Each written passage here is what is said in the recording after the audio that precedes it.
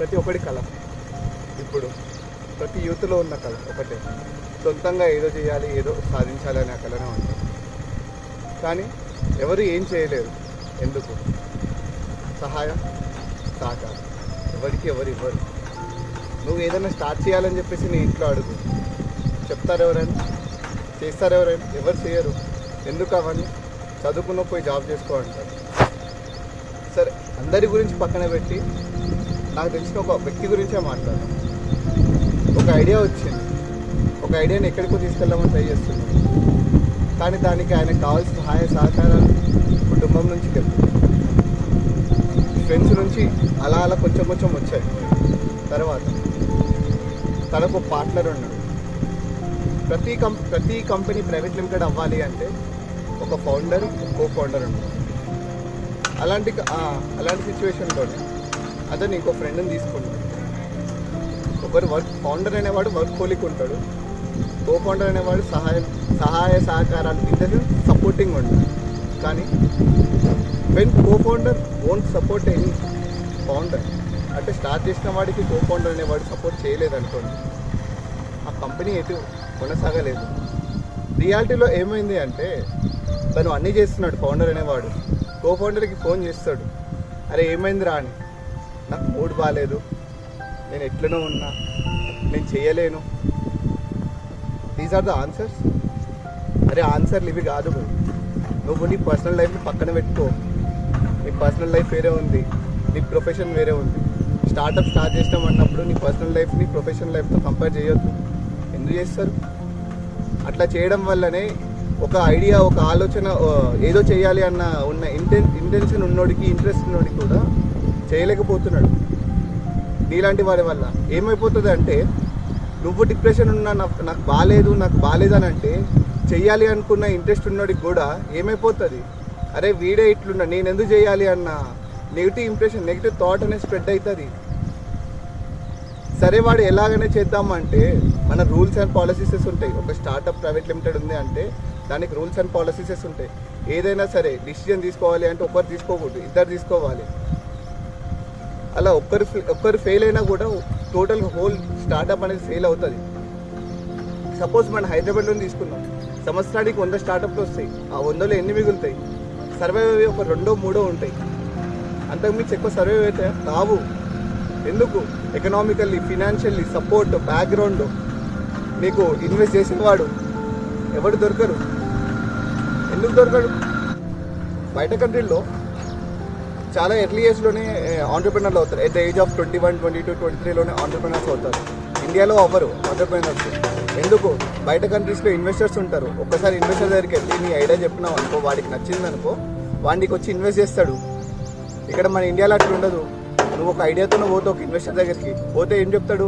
బాబు మళ్ళీరా అని చెప్పి అట్లా తిప్పించుకుంటూ ఉంటాడు. లాస్ట్ డే ఒక ఎండ్ పాయింట్లో ఒకటి అంటాడు, సరే నేను నీకు ₹1,00,000 నేను ఇన్వెస్ట్ చేస్తాను నీ మీద, నువ్వు సంవత్సరంలో నాకు ఎంత ఇస్తావు, నా డబ్బు ఎప్పటివరకు నాకు క్లియర్ చేస్తావు అన్న కాన్సెప్ట్ ఉంటుంది. కానీ యూఎస్ కంట్రీస్లో అలాంటివి ఉండవు. స్టేక్స్ తీసుకుంటారు, నీ దగ్గర షేర్స్ తీసుకుంటారు. 48%, 50% ఎంతో స్టేక్స్ తీసుకుంటాడు. హై స్టేక్స్ నీ దగ్గర నీకు ఇస్తాడు, తర్వాత తను లో స్టేక్స్ తీసుకుంటాడు.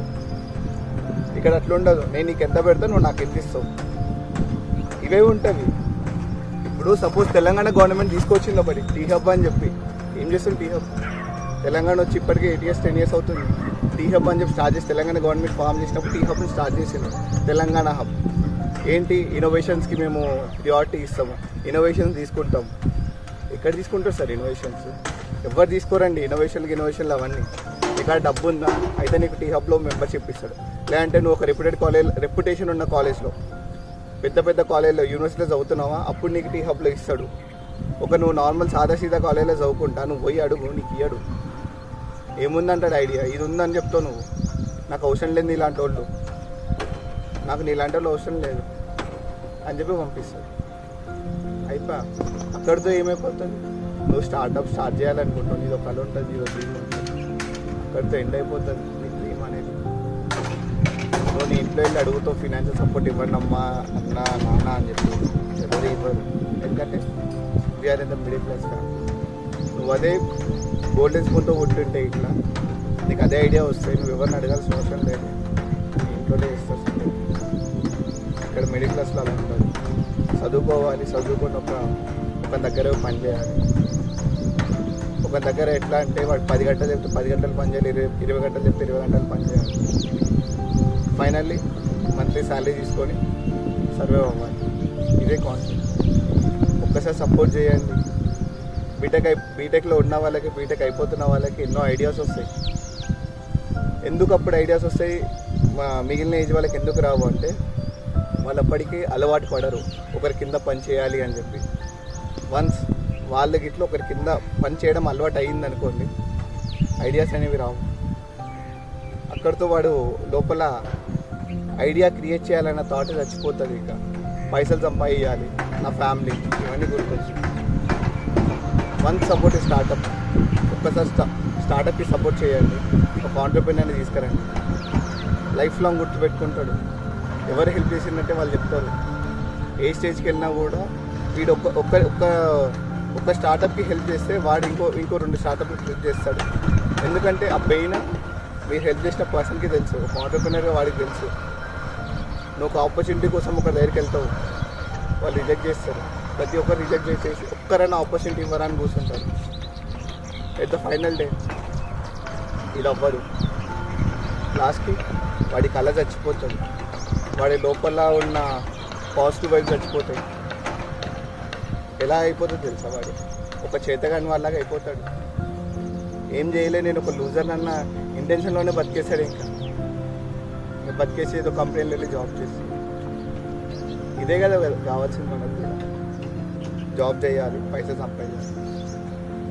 ఇంకా కొత్తగా ఏ ఐడియాలు రాకూడదు. వచ్చిన ఐడియాని కూడా మనలో మనమే సమాన్ చేసుకోవాలి. ఎవడు యాక్సెప్ట్ చేయడు. ఇక్కడ కొన్నిసార్లు అనిపిస్తాయి, ఎందుకు పుట్టినాం బా ఇక్కడ, వేరే కంట్రీలో పుట్టింటి ఇలాంటి ఐడియాలు వస్తే ఆటోమేటిక్గా మనకి ఎవరొకరు సపోర్ట్ చేసేవాళ్ళు. మనం చదువుకునే కాలేజ్, మనం చదువుకునే యూనివర్సిటీ అనిపిస్తుంది. కానీ ఇప్పుడు ఎవరు సపోర్ట్ చేయలేదు. ఎందుకంటే మనం ఇండియాలో బతుకుతున్నాం. ఇండియా సరిపోతుంది.